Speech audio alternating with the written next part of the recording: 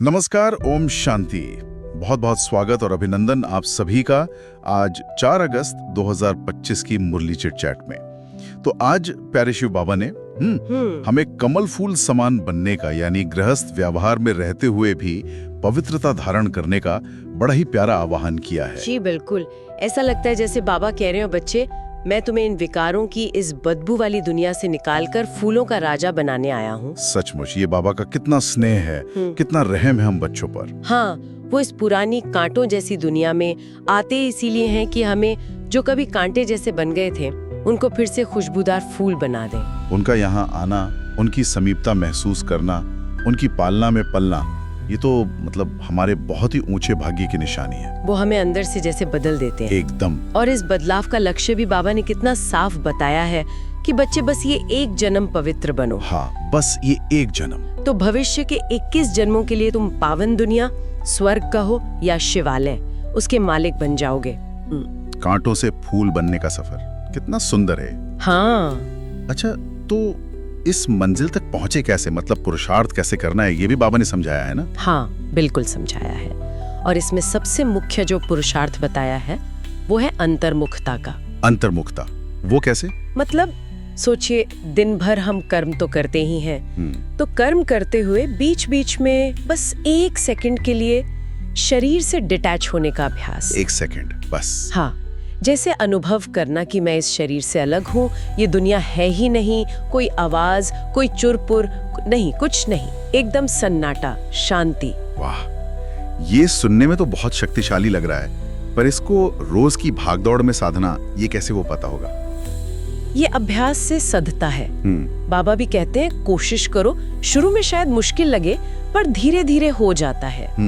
और इसी के साथ जुड़ा है स्वदर्शन चक्र फिराना। स्वदर्शन चक्र, हाँ, यानी खुद को आत्मा समझना, प्यारे बाबा को याद करना और अपने 84 जन्मों के पूरे ड्रामा के चक्र को बुद्धि में लाना, उसको स्मृति में लाना। अच्छा। बाबा कहते हैं ये ज्ञान का चक्र फिराने से ना, जो व्यर्थ के संकल्प हैं, जो आसुरी ख्यालात हैं, वो अपने आप खत्म होने लगते हैं। सही। मन एकदम हल्का हो जाता है। और पवित्रता, इस पर तो बाबा का बहुत जोर रहता है हमेशा। जी, बहुत ज्यादा। काम महाशत्रु कहा है बाबा ने, जिस पर जीत पानी ही पानी है।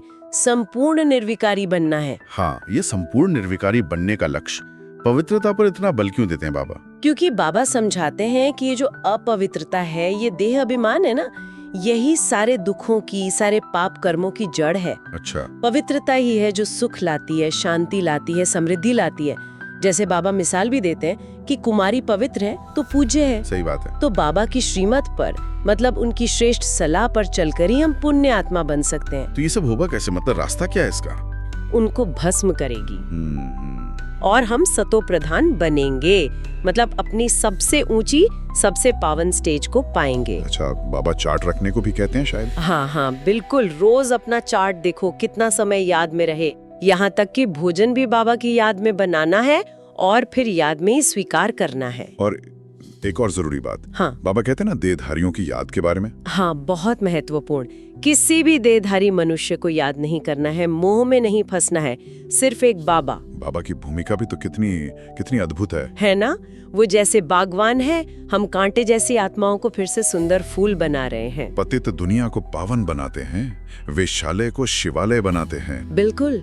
रावण राज्य यानी जो 5 विकारों का राज्य है, उसको खत्म करके सच्चा राम राज्य, सुख शांति का राज्य स्थापन करते हैं। और हमें ज्ञान का तीसरा नेत्र देकर पूज्य बना देते हैं। हाँ, अविनाशी ज्ञान धन देते हैं जो कभी खत्म नहीं होता, कोई लूट नहीं सकता। ये सोचना ही कितना मतलब आश्चर्यजनक है कि स्वयं भगवान जो ज्ञान के सागर हैं, वो एक साधारण मनुष्य तन, ब्रह्मा बाबा के तन का आधार लेकर हमें पढ़ा रहे हैं। जैसे स्वर्ग का रचयिता खुद स्वर्ग की सौगात लेकर आया हो, हेवनली गॉडफादर। यहाँ एक बात और समझने की है, माया के बारे में लोग अक्सर कंफ्यूज हो जाते हैं। हाँ, ये जरूरी पॉइंट है।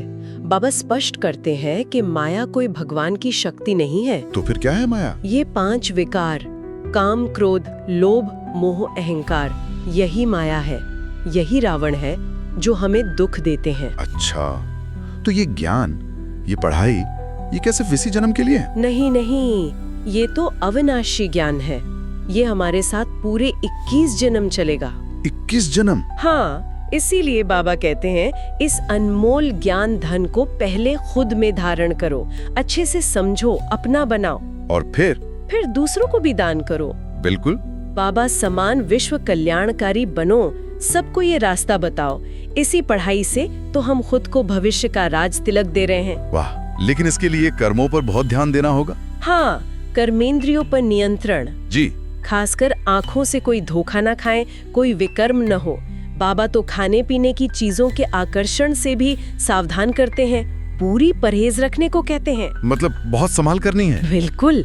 जीवन में माया के तूफान तो आएंगे, परीक्षाएं आएंगी, गिराने की कोशिश करेंगी, लेकिन हमें याद और ज्ञान के बल से स्थिर रहना है। सबसे मुख्य बात है खुद को सुधारना। बहुत सुंदर। तो अगर हम आज की मुरली का सार निकालें, जो बातें दिल में रखनी है, तो पहली बात ये हुई कि ये जो अविनाशी ज्ञान धन मिला है, इसे खुद में समाना है और फिर दूसरों को भी देना है। जी, अपनी इस पढ़ाई से खुद को ऊंचे पद का अधिकारी बनाना है और बाबा की तरह सबका कल्याण करना है। और दूसरी बात, कर्मेंद्रियों पर पूरा संयम रखना है, आंखों की बहुत संभाल करनी है, खाने पीने में भी परहेज रखनी है, खुद को लगातार सुधारते रहना है, कोई भी उल्टा कर्म हमसे ना हो। और आज का वरदान भी तो इसी यात्रा में शक्ति भरने वाला है। हाँ, बहुत प्यारा वरदान है। मनसा शक्ति के अनुभव द्वारा विशाल कार्य में सदा सहयोगी भव। इसका मतलब हुआ कि अपनी श्रेष्ठ संकल्प शक्ति से बाबा के इस विश्व परिवर्तन के महान कार्य में मददगार बनकर हम विश्व राज्य के अधिकारी बने। बिल्कुल।